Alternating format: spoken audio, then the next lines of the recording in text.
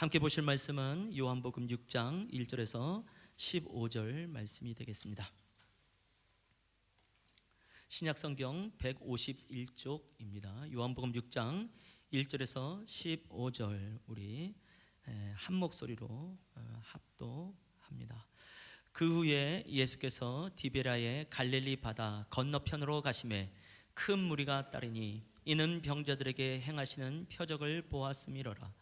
예수께서 산에 오르사 제자들과 함께 거기에 앉으시니 마침 유대인의 명절인 유월절이 가까운지라. 예수께서 눈을 들어 큰 무리가 자기에게로 오는 것을 보시고 빌립에게 이르시되 우리가 어디서 떡을 사서 이 사람들을 먹이겠느냐 하시니 이렇게 말씀하심은 친히 어떻게 하실는지를 빌립을 시험하고자 하심이라. 빌립이 대답하되 각 사람으로 조금씩 받게 할지라도 200데나리온의 떡이 부족하리이다. 제자 중 하나 곧 시몬 베드로의 형제 안드레가 6개 여짜오되 여기 한 아이가 있어 보리떡 5개와 물고기 2마리를 가지고 있나이다. 그러나 그것이 이 많은 사람에게 얼마나 되겠사옵나이까.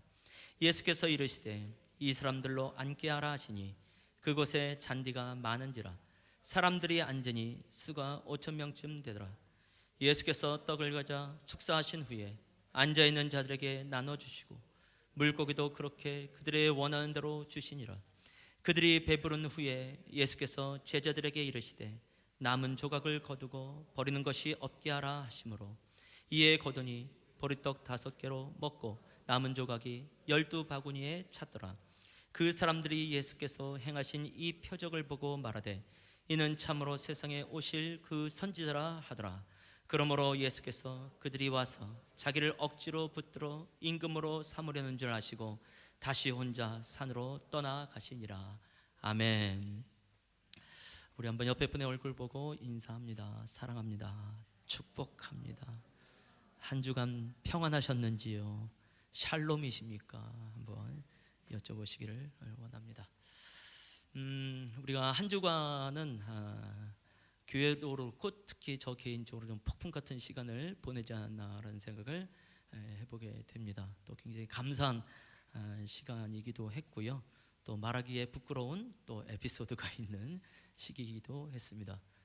그 부끄러운 에피소드는 뭔지는 제가 말하지 않습니다. 궁금하시면 그걸 아는 분한테 여쭤보십시오. 제가 마음껏 얘기하시기 바랍니다 라고 말씀을 드렸기 때문에 그렇죠. 사진 하나를 좀 보는데요, 어떻게 느껴지시는지 좀 궁금합니다. 이게 아마 그냥 인터넷상에서 떴으면 이거 인신매매다 뭐 이런 생각도 하게 되어지고 조선족 같다 뭐 이런 생각 들고 뭔가 비장한 각오를 가고 임무를 띠고 미션을 수행하러 가는 모습으로 보일 것 같기도 합니다. 또 사진이 그렇게 뭐 선명하게 나온 것도 아니고 분명히 차인 것 같고 창문이 있음에도 불구하고 저게 핏빛인지 그냥 서리가 낀 건지 뭔지 모르는 약간의 공포스러운 그런 사진이긴 한데요, 이 사진을 보낸 청년이 제목을 의리라고 보냈습니다. 제목을 딱 보고 나니까 이 사진이 너무 좋은 거예요. 의리. 우리 소풍교회에서 자주 들으셨죠? 신앙은 뭘로 하는 거다? 의리로 하는 거다. 결혼 생활도 사랑으로 하는 것이 아니라 의리로 한다 이렇게 말씀하시면서 신앙생활 의리로 하는 겁니다. 이제 정말 의리가 있는 우리 예선교회 성도들을 만나게 돼서 얼마나 감사한지 모르겠습니다.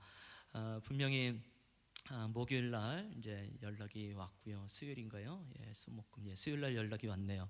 그래서 상을 당했고 저희가 함께 좀 장례를 섬겨야 되는 상황이지만 아시다시피 우리가 개척교회이니 우리한테 가장 단점이 뭡니까? 인원이 적다는 거 아닙니까?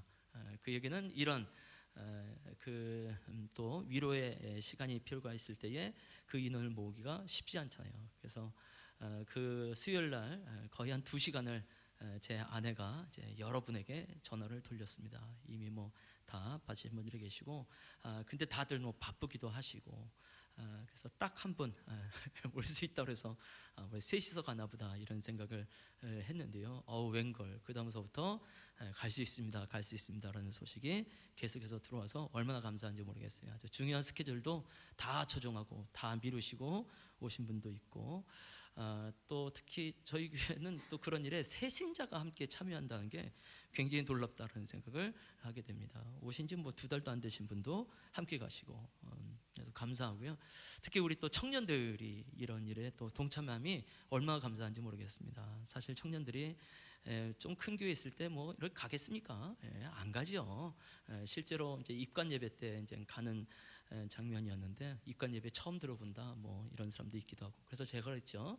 입관 예배는 관 앞에서 드리는 거 아니다 뭐 이런 얘기까지 해야 되는 이제 상황도 벌어졌는데, 참 감사한 시간이지 않았나라는 생각을 해보게 되어지고요. 이쯤 되면 뭐 체면치레 했다 뭐 이런 생각이 들기도 하고, 이쯤이면 이제 뭐 자랑할 만하다 뭐 이런 생각이 들고, 뭐든지 다 와라 우리는 다 섬긴다 뭐 이런 생각을 할 수 있어서 얼마나 감사한지 모르겠습니다. 우리가 주 안에서 한 몸이고 한 가족됨을 확인할 수 있는 아름다운 시간이 되어졌으니까요. 또 모르겠어요. 보아하니 또 우리 여기 계신 분들은 당장 뭐 이런 섬김을 받을 만한 분들은 없는 것 같습니다. 아마 가장 급한 사람은 저일 수도 있어요. 이번 수술이 잘못되면 그냥 목을 따는 수술이기 때문에 그냥 곧바로 죽게 이제 요단강 건너가서 우리 또 고 박순례 집사님을 만날 수 있는 아마 그런 상황이 될 수도 있겠습니다만, 근데 우리의 부모님 때는 이제 아무래도 우리가 좀 조마조마하지요. 이제 오늘 내일 하는 상황이 되어지는데, 조금 더 염려하지 말고 예선교회에게 모든 장례를 부탁하시기 바랍니다. 그러면 우리가 성십성있고 또 의리를 지키면서 나갈 수 있도록 하겠습니다. 그래서 굉장히 감사하고 뿌듯했습니다. 다음 사진은 우리 청년들이 이제 금요일 토요일 함께 1박 2일로 MT를 했어요. 참 감사하죠. 금요일까지 함께 또 장례를 잘 섬기고 나서 또 곧바로 함께 MT를 갔는데요. 나름대로 뭐 멋있는 포즈를 하고 찍었는데 좀 꼴사납긴 합니다만, 우리 청년들이 함께 모여서 또 교제하고 서로를 알아보고 또 말씀 안에서 또 기도하고 찬양했던 얘기를 들으면서 참 감사하다는 생각을 하게 됩니다. 동영상도 있다고 하는데요. 그건 나중에 뭐 그 입수가 되면 또 볼 수 있는 기회가 있을 거라고 생각을 하고요. 계속해서 우리 청년들 안에 주님이 주시는 내적인 부흥 또 외적인 부흥이 함께 일어날 수 있도록 기도해 주시면 감사하겠고요. 또 제가 또 수술을 하는 동안에 아마 청년들이 여러모로 또 잘 섬겨 나가지 않을까라는 생각을 해보게 됩니다. 자, 오늘 말씀 다시 돌아오게 되어집니다. 요한복음을 다시 한번 말씀드리면, 요한복음은 크게 둘로 나뉜다고 말씀드렸습니다. 1장서부터 12장은 표적의 책이라고 말씀을 드렸어요. 그래서 7가지의 표적이 있고, 그 중에 오늘은 4번째 표적 5,000명을 먹이시는 장면을 우리가 보게 됩니다. 그리고 13장서부터 21장으로 가게 되어지면 이제 영광의 책이라고 해서 예수님의 성만찬과 또 고난과 또 죽으심과 부활에 대해서 기록이 되어져 있습니다. 그 중에서 이제 7가지 표적, 이제 4번째 시간을 함께 보기를 원합니다. 이러한 표적을 행하시는 이유가 있다고 한다면, 예수님이 하나님의 아들이십니다. 예수님이 바로 그리스도이십니다. 그래서 그분을 믿으십시오. 그러면 생명이 있습니다 하는 것을 우리에게 말씀하기 위함이겠지요. 다시 한번 요한복음 20장 30절에서 31절 말씀을 읽어보려고 합니다. 이것은 요한 사도가 기록한 이 책의 목적이 되기 때문에 굉장히 중요합니다. 함께 읽겠습니다. 시작. 예수께서 제자들 앞에 오직 이것을 기록함은 너희로 예수께서 하나님의 아들 그리스도이심을 믿게 하려 하며, 또 너희로 믿고 그 이름을 힘입어 생명을 얻게 하려 함이니라. 아멘. 할 수만 있으면 이 말씀과 함께 예수를 믿는 역사가 있기를 원하고요. 또 예수를 믿음으로 말미암아 영생, 생명이 주어지는 은혜를 누렸으면 좋겠습니다. 다시 말씀드리지만 예수 믿는 거 아무나 믿지 않습니다. 주께서 믿게 하실 때만이 가능하게 되어집니다. 영생, 생명 아무나 누리게 되지 않습니다. 주께서 주실 때만이 그것을 누릴 수 있는 것을 발견하게 되어지니, 하나님이여 이 생명을 반드시 누릴 수 있는 모든 성도들이 되게 하여 주시옵소서. 그런 마음으로 꼭 기도해 주시면 감사하겠습니다.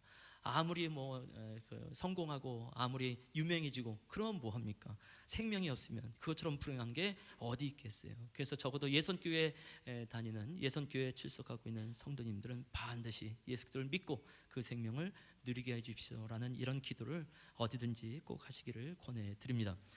사실 지난주 설교를 할 때 좀 못다한 부분이 있어서 그 부분을 조금 더 나누고 난 다음에 오늘 본문으로 나가보려고 합니다.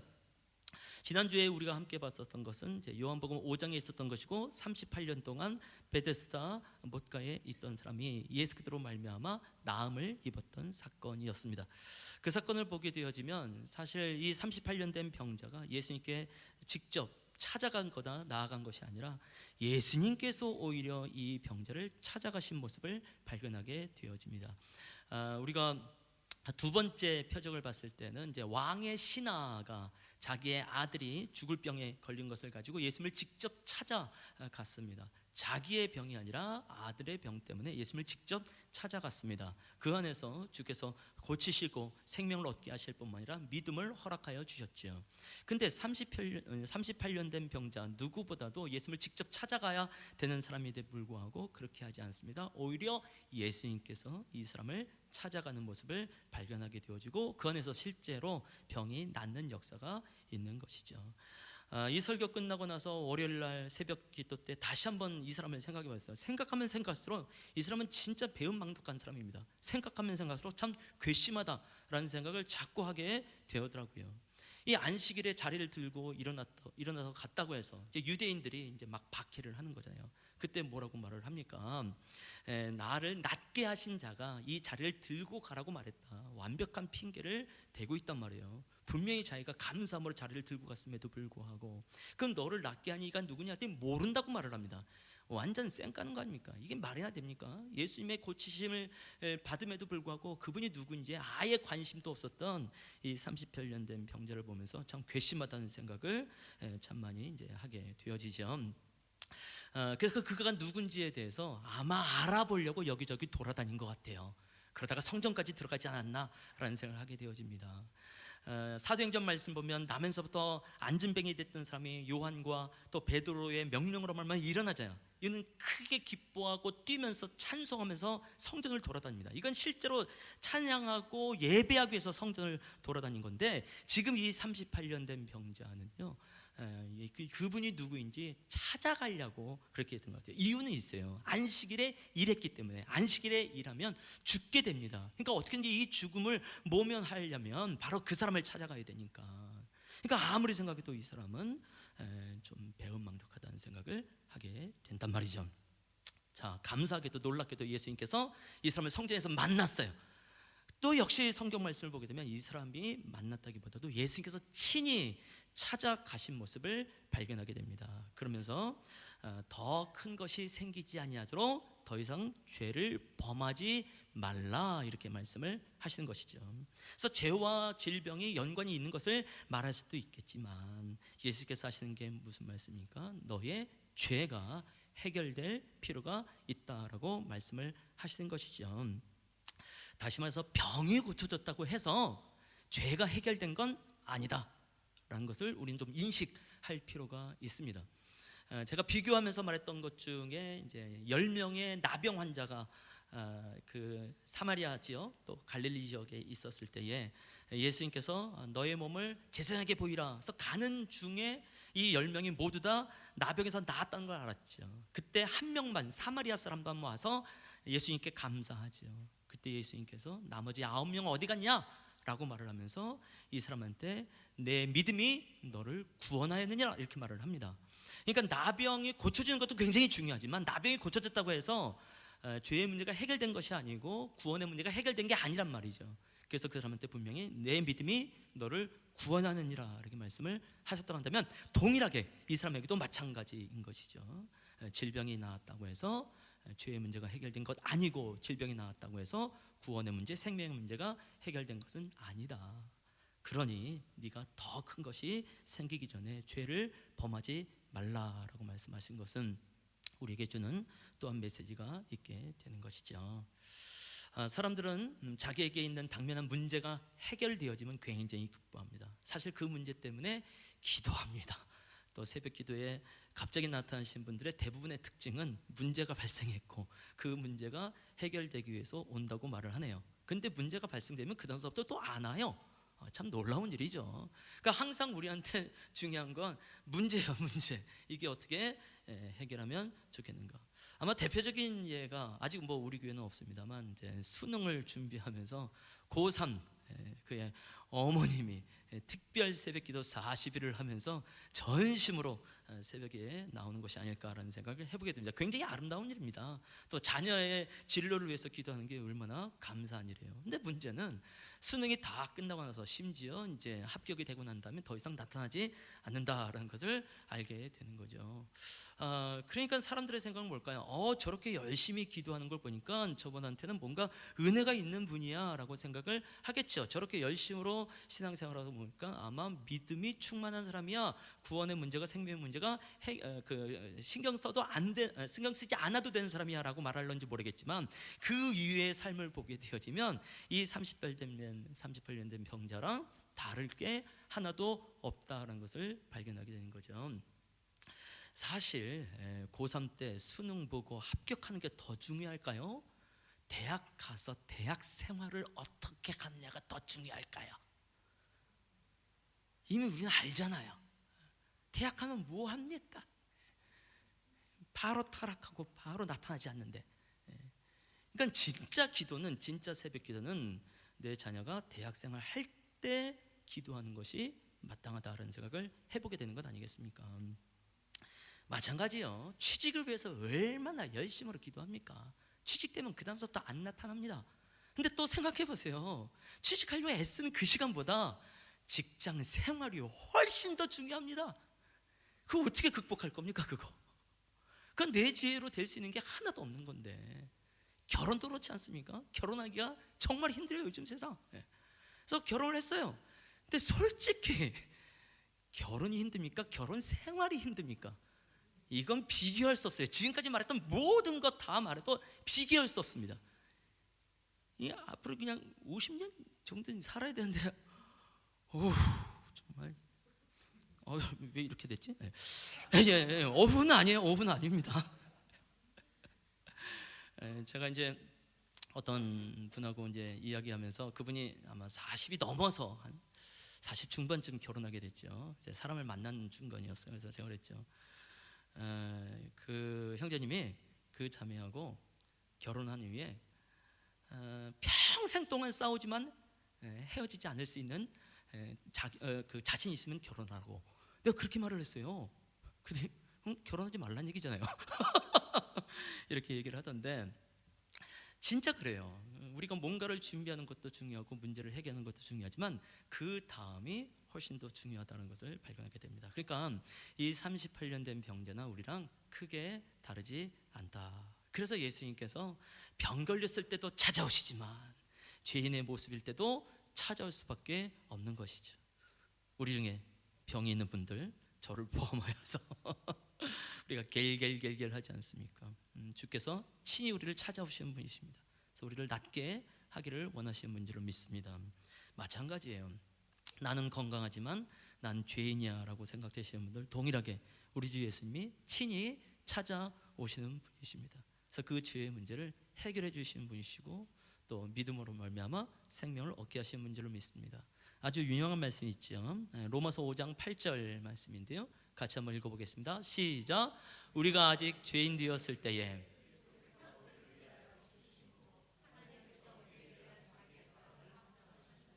아멘. 하나님께서 우리에 대한 자기의 사랑을 확증하셨을 때가 언제냐면, 우리가 의인 되었을 때가 아니라, 우리가 하나님을 사랑할 때가 아니라 우리가 죄인 되었을 때라고 말을 합니다. 사도 바울도 우리 주 예수님이 어떠한 분인지 잘 알기 때문에, 우리 하나님이 어떠한 분이기 때문에 이런 말씀을 하고 있는 거죠.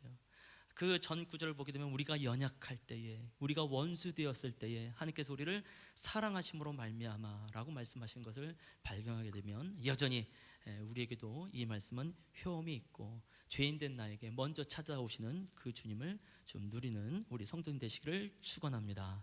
아멘. 그리고 나서 이제 시간이 좀 지났네요. 6월절이 가까워지면서 예수님께서 이제 예루살렘으로 이제 가려고 하는 그 와중에 있는데요. 그때에 이제 함께 갈릴리 지역에서 이제 많은 무리와 함께 예수님께서 있어야 되는 상황이 되어졌습니다. 많은 무리가 있는 것은 이제 갈릴리에 있는 사람들이 몰려온 것도 있지만요, 이제 6월절이 가깝기 때문에 이제 흩어져 있는 유대인들, 전 세계에 흩어져 있는 유대인들이 6월절을 지키기 위해서 이제 오고 있는 중인 겁니다. 특히 예루살렘에 이제 1년에 한 번씩 6월절에 모이게 되어져 있는데요. 예루살렘 그 도시가 성읍이 그렇게 이제 크지 않다고 합니다. 저도 아직 못 가봐서 모르겠습니다만, 그런데 이제 자료에 의하면요, 6월절이 되어지면 한 150만 명 정도, 한 200만 명 정도가 모인다고 합니다. 이거 뭐 어마어마하잖아요. 지금 인천의 시민이 이제 300만이라고 말을 하는데, 이 중에 3분의 2, 뭐 아니면 절반 정도가 예루살렘이라는 곳에 모여 있다고 생각을 해보세요. 이거 참 좀 쉽지 않은 상황이 있다. 그러니까 지금 갈릴리를 통하여서 또 요단강을 건너면서 이제 예루살렘으로 가기 전에 갈릴리에 수많은 무리들이 함께 있다라고 보시면 되겠습니다. 그들이 함께 먹었던 것이 5천 명이 먹었다고 되어 있는데, 당시에 이제 숫자를 셀 때는 남자만 숫자에 들어가게 되어지고, 그래서 흔히들 일가족이 함께 있게 되어지면 약 2만 명 정도가 그 산에 또 그 들판에 있었지 않겠냐라고 말씀을 하게 되는 것이죠. 보니까 이제 시간이 많이 지나갔고 또 저녁 먹을 시간이 되어졌는데 사람들이 먹을 것이 없는 것으로 보여지죠. 그래서 예수님께서 이들에게 먹을 것을 너희가 주어라, 사서 먹게 하든지 어떻게 좀 해봐라, 일단 빌립에게 그렇게 말을 합니다. 그때 빌립이 이건 불가합니다. 일단 재정이 너무 많이 듭니다. 200 데나리온 정도는 필요하게 되어집니다. 그때 1 데나리온이라는 것은 노동자의 하루 품삯과 같습니다. 제가 인터넷 기사를 보니까요, 한국노총에서 이번 1월 달에 4인 가족 기준으로 생활비를 529만 원, 한 달 생활비를 529만 원으로 책정을 했답니다. 엄청나지 않습니까? 이렇게 살아야 되는구나. 그건 난 뭘까? 뭐 이런 생각을 하게 되어지는데요. 어쨌든 저희가 리모델링을 할 때 보니까 일반 노무자라기보다도 그래도 기술이 있는, 뭐 목수나 아니면 또 이 전기나 뭐 도배 뭐 이런 기술이 있는 분들은 일당이 20에서 한 30만 원 정도가 돼요. 그러니까는 이때 200데나리온으로 간다면 지금의 재정으로 하게 되어지면 한 4천만 원에서 한 6천만 원 정도 이렇게 된다고 보면 되겠습니다. 그러니까 그때 당시에 모여 있던 사람이 애들까지 한 2만 명 정도라고 말하니 1인당 한 2,000원에서 3,000원 정도에 해당되어지는 좀 양식이 필요하게 되는 것이죠. 나름 또 뭐 계산 잘하죠. 늘 이제 일주일에 한 번씩 50인분을 하려고 애를 쓰는 아내와 함께 있다 보니까 또 이런 계산을 또 하게 된다, 이렇게 말씀을 드릴 수밖에 없습니다. 그러니까 이건 안 된다, 이건 불가능하다라고 말을 해요. 그때 이제 안드레라고 하는 사람이 아주 귀한 사람이죠. 이 안드레가 한 아이와 함께, 이 아이가 갖고 있는 게 있습니다. 그것은 보리떡 5개와 물고기가 2마리 있게 되어집니다. 사실 이때 보리떡이라고 하는 것은 지금도 그렇습니다만 그때 당시 가장 값싼 떡이 되어집니다. 그러니까 어떻게 보면 하찮은 음식일 수도 있겠고, 어쩌면 바싹 마른 어떤 떡일 수도 있겠죠. 그리고 물고기 2마리라고 되어져 있는데 갈릴리에 흔하게 있는 아마 정어리 종류의 물고기가 아닌가, 뭐 이렇게 말을 합니다. 그리고 이제 부패하면 안 되니까 이제 소금에 절여서 이제 가지고 다니게 된다는 것이죠. 그래서 이 보리떡 2개와 5개와 이제 물고기 2마리를 갖고 올 때에 주께서 축사하시고 거기 있는 사람들과 함께 나누어 먹는데요, 12바구니에 그 나머지를 채울 수 있을 만큼의 이제 어마어마하게 배불리게 먹는 장면을 이제 발견하게 되어집니다. 설교를 준비하면서도 그렇고 오늘 본문 말씀을 읽으면서도 그렇고 우리 주 예수님이 분리수거를 제대로 하시는 분이시구나라는 것을 알게 되어지고, 또 베드로 그 제자들에게 그걸 가르치는 분이구나 알게 되어지면서 나도 제대로 가르쳐야 되겠구나. 자, 분리수거 제대로 하시기 바랍니다. 아멘. 나무젓가락은 부러뜨려서 버리시기 바랍니다. 사실은 이 안드레가, 이 어린아이가 어떤 어린아이인지, 또 이 어린아이에 가지고 있는 걸 가지고 하나님의 예수님이 어떤 일을 행할지에 대해서 모르는 상태에서 데리고 온 거예요. 그런데 예수님께서 엄청난 일을 행하셨습니다.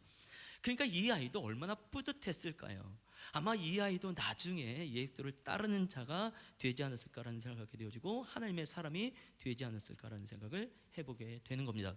때때로 우리가 안드레처럼 그냥 아무 생각 없이 누군가를 데리고 올 수 있습니다. 그런데 하나님의 눈에 볼 땐 그 사람이 위대한 사람으로 보일 수밖에 없다라는 생각을 또 하게 되는 것이죠. 독일의 이제 한 학교의 교장 선생님에 대한 아주 유명한 일화가 있네요. 이분이 이제 교장 선생이니까 나이가 많잖아요. 근데 아이들 반 교실에 들어갈 때는 모자를 항상 벗으시고 정중하게 고개를 숙이고 인사를 한다는 거예요. 절을 한다는 거예요. 매일 그렇게 하게 되어지니까 너무 신기하잖아요. 연세가 많으신 교장 선생님이. 그래서 사람들이 물었어요. 왜 그렇게 하냐고. 그때 이 교장 선생님이 하는 말씀이 이 소년들 중에 장차 어떤 인물이 나올지 모르기 때문입니다. 이렇게 말을 했죠. 실제로 그 인사를 받았던 그 반의 한 명이 마르틴 루터입니다. 종교개혁을 이끌어갔던, 어마어마하지 않습니까? 그러니까 이 교장 선생님의 안목이 진짜 놀랍다. 교장 아무나 하는 거 아니구나. 짬밥 장난 아니다. 뭐 이런 생각을 하게 되어지는 것이죠. 그래서 그런 일들이 나타나면서 하나님께서 쓰시는 사람이라고 한다면 오늘날 우리의 교회도, 나는 어떻게 보면 그냥 모시고 그냥 방문하도록 했는지 모르겠지만 사실 그분을 통하여서 하시는 역사가 어마어마하게 큽니다라고 말씀을 드릴 수밖에 없는 것이죠. 사실 또 이 아이가 이제 드렸던 것 중에 하나가 또 어떻게 보면 우리 입장에선 재정이라고 말할 수 있겠고, 또 다른 의미에서 보면 또 재능이라고 말을 할 수도 있겠죠. 근데 그것을 하나님께서는 크게 쓰시는 것을 발견하게 되어집니다. 그래서 우리 중에서도 하나님이여, 하나님의 나라 가운데 나도 쓰임을 받길 원하는데 내가 조금 더 성공이 되고 조금 더 잘 나가고 조금 더 많이 모은 다음에 섬기면 어떨까요? 라고 여기지 마시고 지금 있는 것부터 한번 섬겨보시면 어떨까라는 생각을 해보게 됩니다. 제가 찬양으로 섬기면서 나가게 되어지는데요, 저는 어릴 때부터 노래하는 걸 굉장히 좋아했던 것 같습니다. 일단 뭐 저희 아버지가 노래를 워낙 많이 하셨습니다. 그것은 트로트이긴 하지만 정말 그 트로트의 그 바이브레이션을요, 어릴 때부터 저는 그냥 마치 DNA가 내 몸에 있는 것처럼 그렇게 살았고, 그래서 초기에 찬양 인도할 때 사람들이 계세요. 야, 뒤에 가서 바이브레이션이 너무 심해, 뭐 이런 얘기를 듣기도 하고 했습니다. 그러다 보니까 뭐 늘 이제 음악 속에 있게 되어지고, 중등부 때도 그렇고 고등부 때도 그렇고 항상 성악 발성에 이제 찬양을 좀 많이 하고, 또 그런 중찬 합창 뭐 이런 것도 많이 하고, 또 솔로도 하고 뭐 이랬던 것 같아요. 그러다 보니까 지금 이렇게 또 찬양을 또 예배를 인도하는 사람이 됐다라는 생각을 하게 되어지죠. 그때는 제가 이런 사람이 될 거라고 조금도 여기지 못했어요. 물론 지금 이런 사람에 대해서 뭐 여러분들이 별로 그렇게 마음에 안 들면 도전이 안 돼도 되지만 제가 생각보다 괜찮은 사람입니다. 아멘. 예. 마찬가지요. 제 아내 같은 경우도 얘기를 들어보면요, 어릴 때 초등학교 뭐 2학년 3학년 때도요, 학교에서 끝나고 집에 가게 되어지면 항상 근처에 있는 시장을 돌아다녔대요. 2, 3학년 애가 뭐 그 여자애가 시장을 다닐 일이 뭐가 있어요? 또 돈이나 뭐 있겠습니까? 뭐 장 볼 일도 아니고. 아무튼 그렇게 시장을 다니면서 이것저것 보는 게 그렇게 좋았대요, 자기는. 그러더니 결국은 이제 뭐 그 영양사가 되고 결국 이제 50인분을 해결해야 되는 이런 상황이 되어졌죠. 그러니까 그때는 뭐 이럴 거라고 누가 여겼겠습니까? 사실 어떻게 보면 우리가 오병이어는 아니지만 이게 50인분을 어마어마하게 먹고 있다는 게 굉장히 놀랄 수밖에 없다는 생각을 좀 하게 된단 말이죠. 그래서 지금 나에게 있는 것을 한번 들여보시면 어떨까라는 생각을 참 많이 하게 되어집니다. 올해는 좀 예배 안에 조금 좀 변화가 좀 있을 텐데요, 5월 달이 되어지면 특이한 변화가 또 생길 겁니다. 율동을 잘하는 어린이들과 또 율동을 잘하는 장년부가 있습니다. 또 이분들을 통하여서 또 예배가 또 새롭게 되지 않을까라는 생각을 해보게 되어지죠. 그래서 나는 왜 이렇게 율동을 잘할까? 나는 왜 이렇게 음악적인 부분에 또 재능이 있을까? 한번 들여보는 겁니다. 그래서 그것을 통해서 하나님께서 행하실 일들이 있게 되어지니까 좀 중요해서 소망해 보시면 어떨까라는 생각을 해보게 되어지고, 또 당연히 또 하나님을 섬기는 마음을 가지고 있는 분이요, 난 진짜 어쩌다가 뭐 자식들에게 또 밥도 해주고 또 반찬도 해주고 했는데 이제 예수를 믿고 아이고 은혜 받기 시작하니까 세상에 세례를 받기 전서부터 그냥 뭐 약밥을 해오질 않나, 떡을 해오지 않나, 막 도배를 하질 않나, 그리고 막 떡만둣국을 만들지 않나, 세상에 십국밥, 이게 아무나 먹는 겁니까? 이게 교회에서 그런 걸 먹게 되어지고, 어떻게 보면 그냥 삶 속에서 이제 당신께서 하시던 일들이 이게 또 하나님의 나라를 위해서, 교회를 위해서 쓰임을 받고 있다는 것이 얼마나 감사한지. 그래서 내가 있는 것이 난 참 보잘것도 없다라고 생각될런지 모르겠지만 한번 드려보시면 어떨까 해서 기대와 소망을 해봅니다. 자, 그러면서 이제 사실 찜찜한 부분이 나와요. 우리가 예수님을 억지로 임금 삼으려 하겠다라는 말씀이 있어요. 임금 삼을만 하죠. 이게 먹는 문제가 해결이 되어졌으니까 2만 명이 함께 먹었으니 이걸 놀랄 수밖에 없는 것 아니겠습니까? 한마디로 표적을 봤으니까 임금 삼으려고 하는 거죠. 또 병자를 고쳤던 것을 보니까 2절에서 많은 병자를 고쳤다는 표적을 보고 이제 따르니라 이렇게 되어 있으니까 병고침, 질병의 문제가 해결되어졌고 배고픔의 문제가 해결되어졌으면 임금입니다. 그냥 대통령이죠. 그냥 왕인 거죠. 그래서 이 많은 사람들이 따를 수밖에 없다라는 것을 알게 되어집니다. 그러니까 어떻게 보면 약간 이기적이다라고 말씀을 드릴 수밖에 없고, 예수님을 임금되게 하는 것보다 더 중요한 것은 본인들의 질병과 본인들의 배고픔을 해결하는 게 훨씬 더 중요하기 때문에 누군가를 대표로 세우고자 한다라는 것이죠. 그래서 결국 이들이 예수님을 억지로 임금 삼으려고 하는 것은 굉장한 착각이 있는 거예요. 사실은 예수는 원래 임금입니다. 이들이 인정하던 인정하지 않던 원래 임금이에요. 그러니까 원래 임금 대신 예수님을 모르다 보니 억지로 임금 삼게 함께 하려고 하는 것이 아닌가라는 생각을 해보게 되어집니다. 이들이 이 모든 일들에 대해서 예수님을 임금 삼으려고 할 때에 사실 신명기 18장 15절 말씀 보게 되면 이들의 어떤 종교적인 또 언약의 배경이 있어요. 내 하나님 여호와께서 너희 가운데 내 형제 중에서 너를 위하여 나와 같은 선지자 하나를 일으킬 것이다. 이게 수천 년째, 한 거의 1500년, 그렇죠, 1500년 전쯤에 모세가 한 말이에요. 그래서 나와 같은 선지자가 나타나게 될 것이다.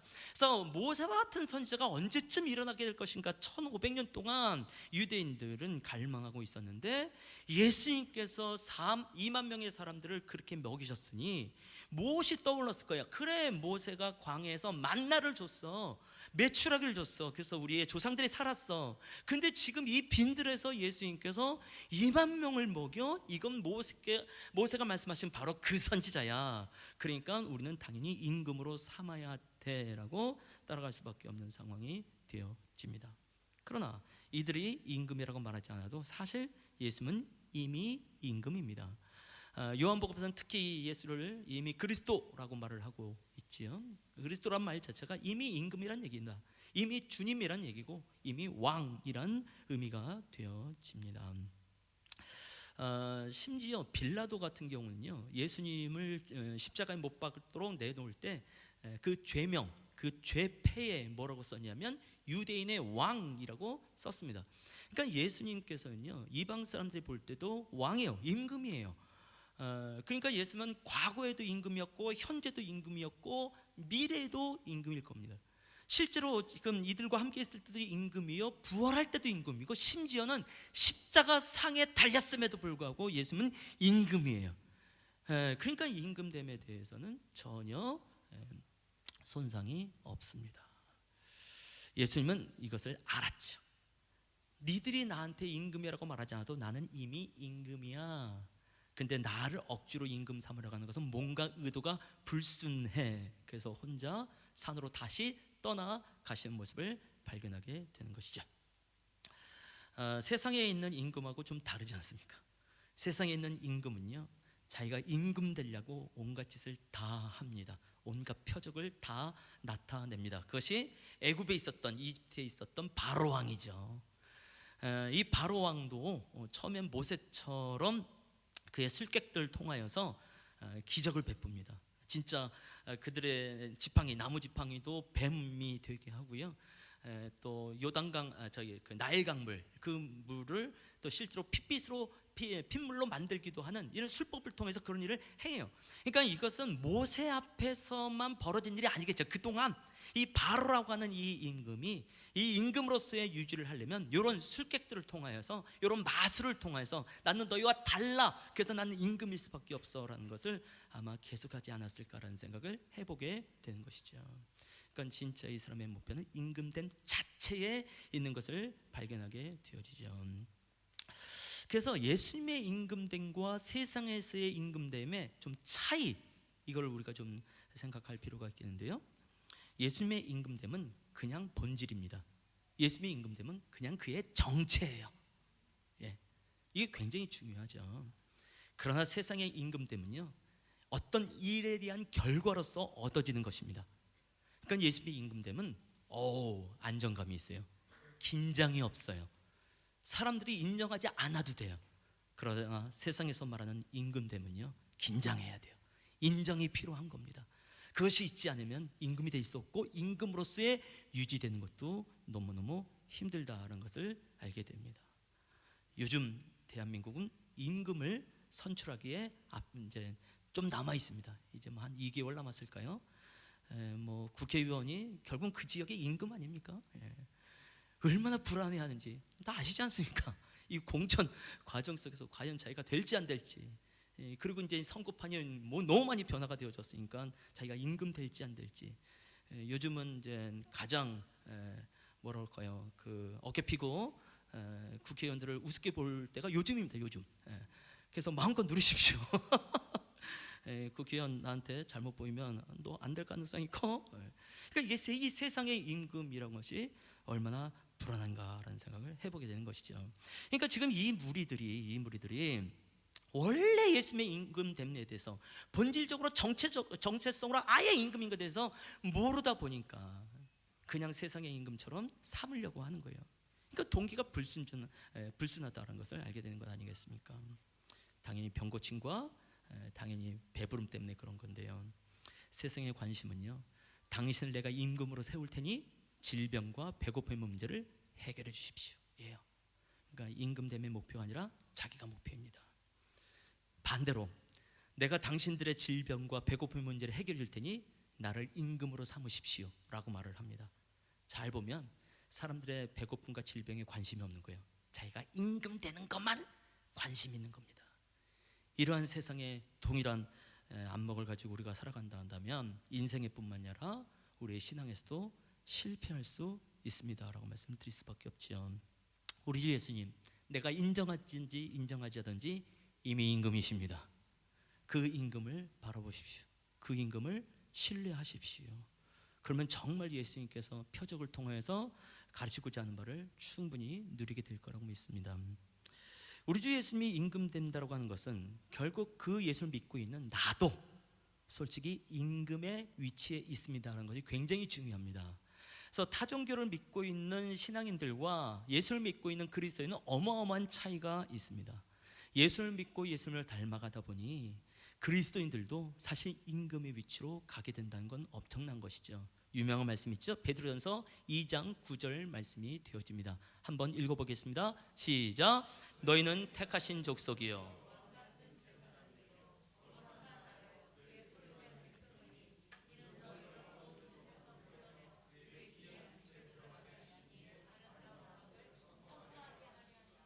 이것은 모세를 통해서 하나님께서 이스라엘 백성들에게 한 말인데요, 다시 한번 베드로를 통해서 교회에게 하시는 말씀입니다. 우리 그리스도에 대해서 말할 때 택하신 족속이요 왕 같은 제사장, 임금 같은 제사장이라고 말씀하고 있는 것이죠. 제사장은 다리를 놓는 사람들이라는 의미가 있습니다. 그래서 하나님과 세상 사이에 다리를 놓는 사람이 되기도 하지만 그의 신분이 또한 임금이기도 합니다. 그러니까 예수님의 임금됨은 그의 본질이고 그의 정체인 것처럼 예수를 믿고 있는 우리 그리스도인의 본질도 우리 그리스도의 정체 또한 임금입니다 라고 말씀을 드릴 수밖에 없는 것이죠. 만약 그때 당시 무리들도 동일하게 예수를 믿고 자기들도 이미 임금이라고 알았다고 한다면 예수님을 이렇게 억지로 끌어오려고 하지 않았겠죠. 그건 마찬가지입니다. 오늘날 우리가 신앙생활을 할 때에 우리가 억지로 예수님을 임금 삼으려는 것이 아니라 어차피 예수님도 임금이든 나도 임금이니 우리도 예수님처럼 당당하게 인정을 갈구하지 아니하며 긴장하지 아니하며 안정감 있게 우리의 신앙생활을 하게 되지 않겠느냐라고 말씀을 드리는 것이죠. 우리는 질병이 있는 사람들입니다. 우리는 배고픔이 있는 사람들입니다. 한국노총의 기준대로 한 달에 527만 원을 벌 수 있는 분이 우리 중에 과연 몇 명이나 되겠습니까? 쉽지 않은 상황 가운데 있습니다. 그래서 우리도 그런 필요가 반드시 있어야 되는 사람들인데요, 이 무리들처럼 간구하지 마십시다. 우리는 주께서 말씀하신 임금 같은 제사장들이니까 임금같이 주님 앞에 있으면 어떨까요? 자, 계속해서 그 바울 얘기를 했습니다만 바울 너무 멋지지 않습니까? 진짜 질병의 사람이었었고 반드시 임금 대신 예수로 말미암아 치료가 필요한 사람이었어요. 그런데 바울은 더 이상 자기의 가시가 빠지도록 기도하지 않습니다. 그러면서 그리스도의 능력이 내 안에 머물게 하려 함이라 라고 말씀을 합니다. 왜? 주님이 임금된 것처럼 자기도 임금된 것을 알기 때문에 이 따위 안 고쳐져도 나는 상관없어 라고 말씀한 것이 아니겠습니까? 또 수많은 사역 가운데 있으면서 배고픔이라는 시간을 정말 많이 보냈지만 그것이 나의 사명에 무슨 걸림돌이 되겠어 라고 끝까지 나아가게 되는 것이 아니겠는지요. 그래서 사도 바울의 형편이나 우리의 형편이나 사실 다르지 않다라고 말씀을 드리고 싶고, 제가 질병을 갖고 있지 않습니까? 솔직히 이번 이 7가지 표적을 이제 설교를 하면서 어떤 기대가 있을까요? 그래, 여기서 병 고침의 표적이 있으니까 설교하면서 이번에 내가 후종인대 고라증 제대로 낫겠구나, 수술을 안 하고 목 디스크 해결되겠구나라는 생각을 왜 안 했겠습니까? 근데 아니네요. 오늘 말씀 보면서 그래, 내가 진짜 임금 같은 제사장이라고 한다면 이 질병이 고쳐지는 것에 대해 내가 그렇게 집착할 필요가 뭐가 있겠는가. 다시 한번 예수님처럼 당당하게, 바울처럼 당당하게 인정을 갈구하지 아니하며 긴장하지 아니하고 나도 믿음으로 나가고, 이것이 그리스도의 능력이 내 안에 머무는 것이 아니겠느냐라는 생각을 해보게 되는 것이죠. 하나님께서 우리의 질병을 고쳐주는 것 참 감사한 일입니다. 그러나 혹시 그게 안 된다 할지라도 정말 임금 같은 제사장으로 좀 나가보시면 어떨까라고 권해드리는 것이고, 배고픔의 문제 일단 교회에서 어느 정도 해결해 줍니다. 염려하지 마시고 교회 오세요. 참 놀라운 건 지난주에 이번 이 신종 코로나19 이 사태 때문에 많은 교회들이 점심 식사도 안 하고 그냥 간다고 합니다. 그러니까 사랑방별로 한번 의논 좀 해보십시오. 그랬더니 아이고야 세상에, 아프면 지가 안 오면 되지 뭐, 이것부터 시작해가지고 왜 안 먹어요? 우리 따로 나가서 먹읍시다 뭐 이러면서 우리 교회는 이런 게 안 통하는구나 라는 생각을 하고 그걸 접으면서 그래, 염려하지 마십시오. 우리가 예수님은 아니지만 임금 같은 제사장처럼 먹을 것을 적어도 주일은 해결해 드릴 수 있도록 하겠습니다라고 말씀을 이제 드리게 되어집니다. 그래서 주님의 임금 되심을 알게 되어지면, 그 정체성을 알게 되면, 본질을 알게 되어지면 우리 안에 좀 당당함이 일어나게 되어지니까 아마 사실 이 오병이라고 하는 역사를 통하여서 우리에게 주는 메시지가 또 이런 것이 있는 것이 아닌가라는 생각을 해보게 됩니다. 할렐루야. 하나님이 우리가 주의 백성입니다. 그러나 질병이 있는 백성입니다. 배고픔이 있는 백성입니다. 교회뿐만이 아니라 지금 온 나라가 그렇게 두렵고 떨고 있습니다. 치유하여 주시옵소서. 해결하여 주시옵소서. 우리의 연약함을 긍휼히 여겨 주시옵소서. 그러나 또 한 번 결단도 해봅니다. 예수님께서 이 모든 것을 해결할 수 있는 임금됨에 대해서 조금 더 손상이 없듯이 우리 안에, 내 안에 계신 예수님이로 말미암아 우리도 임금 같은 제사장인 줄 알아서 이 무리들처럼 먹는 거에, 질병의 문제에만 집중하지 아니하고 이미 임금된 주님을 신뢰하며 나가기로 결단합니다. 우리의 육신의 연약함이 있음에도 불구하고, 우리의 배고픔과 일터와 직장의 문제가 있음에도 불구하고 주를 사랑하며 주께 헌신하며 나가는 것에 대해서 우리가 뒤로 물러가지 않겠습니다. 이것이 우리 안에 머물러 있는 그리스도의 능력에 대한 확인 줄로 믿사오니 온 성도가 그 기쁨도 누리게 하여 주시옵소서. 지금은 우리 주 예수 그리스도의 은혜와 아버지 하나님의 사랑과 성령의 교통, 그 사귐의 은총이 오늘 예수님의 임금됨처럼 임금 같은 제사장으로 나가고자 하는 우리의 성도들, 또 가정과 일터와 이 나라와 이 민족 케냐 땅 위에 이제로부터 영원토록 함께 있을지어다. 아멘.